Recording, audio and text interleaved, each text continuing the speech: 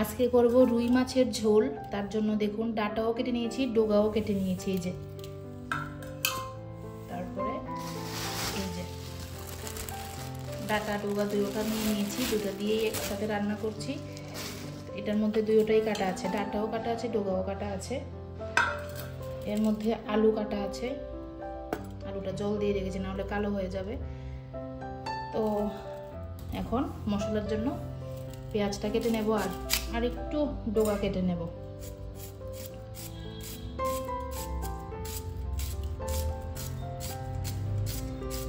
বেশি কিছু তো দেই না, তোমরা জানোই আমি মাছের ঝোলে বেশি কিছু দেই না। দুটো পেঁয়াজ দিয়ে দেবো, একটা কেটে নিয়েছি আর একটা কেটে নিচ্ছি। পেঁয়াজের সাইজগুলি বড় বড়, এত বড় সাইজের পেঁয়াজ দুটো এনাফ, আর লাগবে না। একটা টমেটোও দেবো, কিন্তু আজকে কিন্তু লাল টমেটো দেবো না, আজকে গ্রিন টমেটো দেবো। শুধু টমেটো দিয়ে একটা মাছের ঝোল খাওয়ার ইচ্ছা অনেক দিনের, দেখি কিছুদিন পরে খেলে খাবো। আজকে ডোগা কেটে ফেলেছি, ডোগা দিয়ে সঙ্গে একটু টমেটোও দেবো, এটার একটা আলাদা টেস্ট আছে।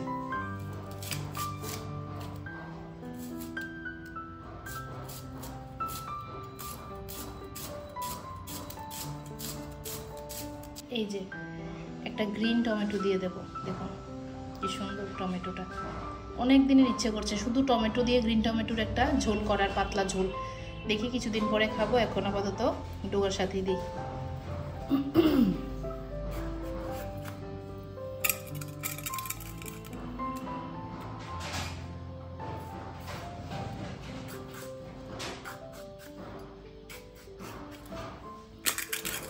যা কেটেছি তাতে হয়ে যাবে, তাও একটু বাড়িয়ে কাটছি আর কি। সবাই ভালো পায় ডোগা ডাটা এগুলি খেতে, তাই একটু বাড়িয়েই কাটছি।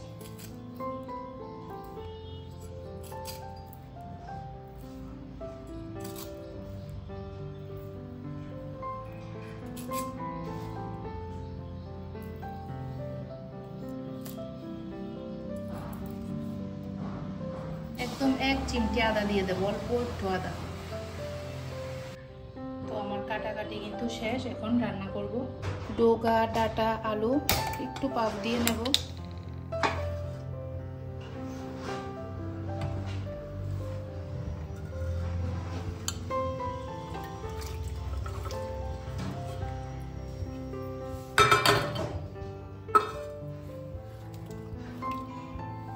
একটু লবণ দিয়ে দেব, একটু নুন দিয়ে জাস্ট পাপ দিয়ে দেব।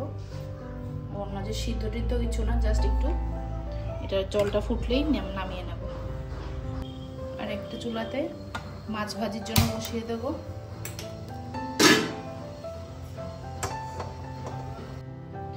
মাছ এনেছিল 14 পিস, তো সবগুলো তো রান্না করতে হবে না, এগুলি রান্না করে নেব। 7 পিস বেছে রেখে দিয়েছি, আর এই 7 পিস পরে রান্না করব। তেল দিয়ে দিচ্ছি।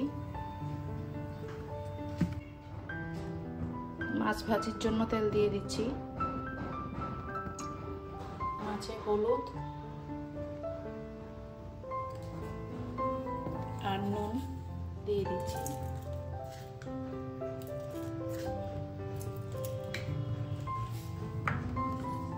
ভালো করে এগুলিকে মেখে নেব।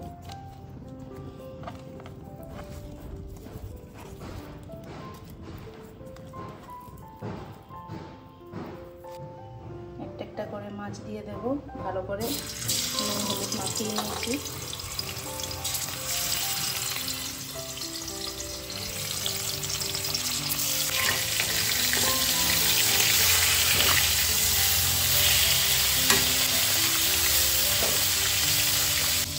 দেখুন জলটা ফুটে গেছে, এখন বন্ধ করে দেবো।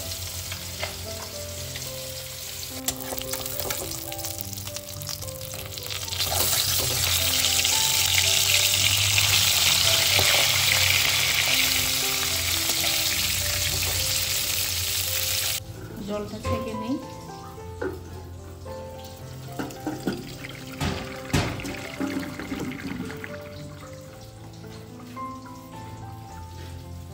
মাথাটা সবার লাস্টে দেব।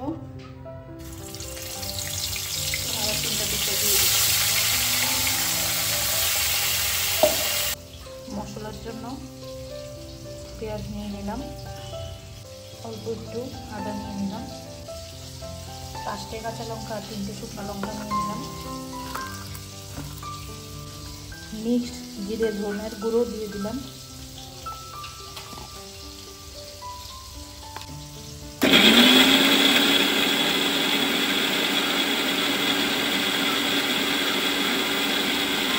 ওইদিকে মাছ ভাজি হতে হতে এই সাইডে আলু আর ডাঁটাটা একটু শ্যালো ফ্রাই করে নেব।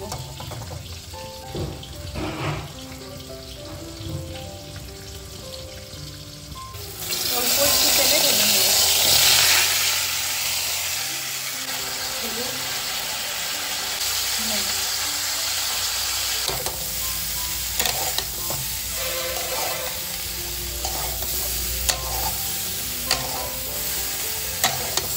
সবার শেষে মাথাটা দিয়ে দেব। এখন এগুলো মোটামুটি শ্যালো ফ্রাই হয়ে গেছে, এখন বন্ধ করে দেব। পাঁচফোড়ন সম্বাস দিয়ে দিচ্ছি, কুচনো পেঁয়াজ দিয়ে দিচ্ছি,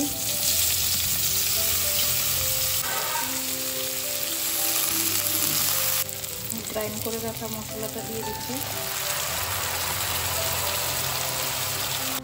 হলুদ,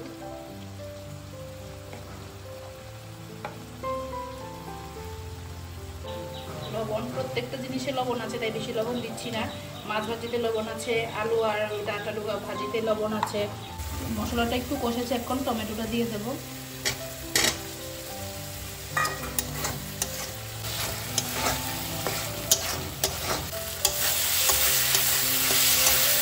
মশলাটা একদম কষে গেছে, এবার ঝোল দিয়ে দেবো।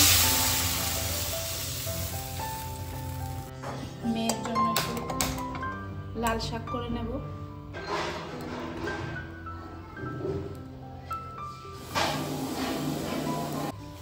লাল শাক রান্না করব বেগুন ভাজি দিয়ে। বেগুনগুলি আগে ভেজে নিচ্ছি। মেয়েও খাবে, আমরা সবাই খাবো, সবার জন্যই করে নিচ্ছি। ঝোলটা ফুটে গেছে, এর মধ্যে ভেজে রাখা আলু আর ডাঁটা ডোকা দিয়ে দিচ্ছি, মাছগুলিও দিয়ে দিচ্ছি।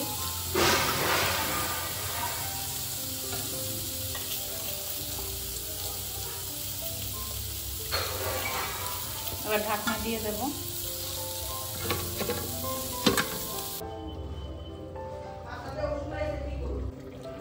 শুকনো লঙ্কা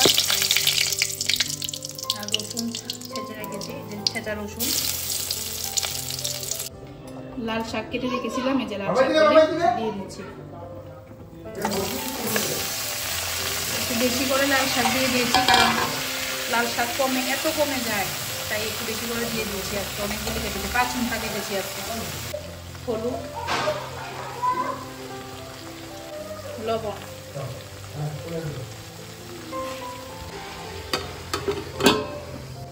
মাছের ঝোলটা দেখি কি অবস্থায়। আশা করি অনেকটা শুকিয়ে গেছে। হ্যাঁ, অনেকটা শুকিয়ে গেছে। শাকটা কিন্তু শুকিয়ে গেছে। বেগুন ভাজি দিয়ে দিচ্ছি। আমার মাছের ঝোলটা কিন্তু হয়ে গেছে, নামিয়ে নিচ্ছি।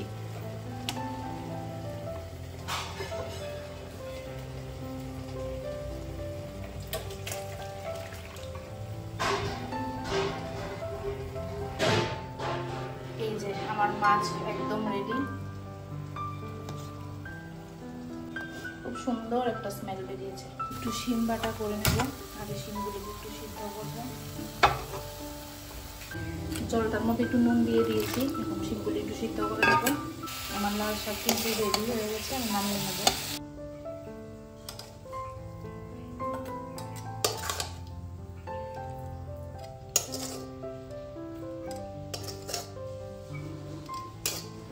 দেখুন বেগুনগুলি লাল হয়ে গেছে, পুরো লাল। লাল শাকের সাথে থেকে পুরো লাল হয়ে গেছে বেগুন। এই যে রেডি হয়ে গেছে, বেগুন পুরো লাল। এই যে আমার শিমগুলি সিদ্ধ হয়ে গেছে, এখন গ্রাইন্ডারে পেস্ট করে নেব। রসুন কাঁচা লঙ্কা দিয়ে গ্রাইন্ড করে নেব। কাঁচা লঙ্কা, তারপরে শুকনো লঙ্কা, একটা শুকনো লঙ্কা, কালো জিরা, পেঁয়াজ কুচি, গ্রাইন্ড করে রাখা শিম বাটা,